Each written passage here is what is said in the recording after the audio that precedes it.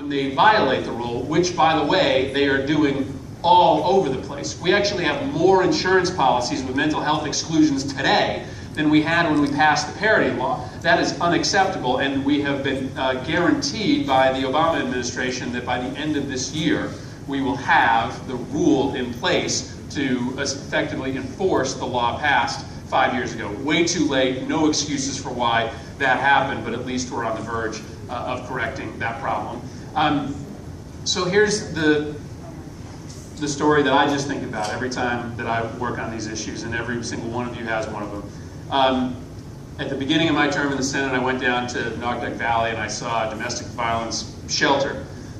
Went in and visited it, and ran into a young kid, about 8 years old, who had just the night before been removed from an awful, awful situation. His mother finally tore him out of an incredibly abusive family situation. They had fled, they had gone to this shelter, and he was 24 hours removed from probably the most traumatic incident of his life, at least now free from the kind of violence that he had witnessed for years. And you could see the anger in his eyes. You could see what was happening to this kid's brain on the inside, and you knew how desperately he needed to talk to somebody about this. And so I asked the family counselor who was there, I said, well, when is this kid going to get in to see somebody?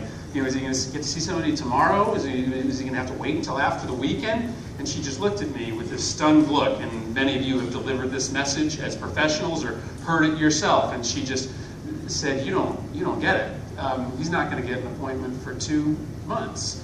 For 2 months. That's the waiting time in this area to see an outpatient psychologist. And unfortunately, I ask that question everywhere I go now. And the answer sometimes is a little bit better than 2 months, but sometimes it's even worse. And we can't live in a world in which that's the answer to that young man. We can't be in the most powerful, most affluent country in the world and effectively throw away the lives of millions of adolescents and young adults that simply don't have access to the therapy that has worked for my family and has worked for many of yours as well. This is a passion for me. It's one of the reasons why I ran for the Congress, why I decided to run for the Senate. And every time that I get to stand in front of an audience like this, which reflects even greater passion than I have, even greater commitment than I have, it makes me know that in the end, we are going to have an answer for that little boy that we can all be proud of in the end. Thank you to all of you for all the work that you do.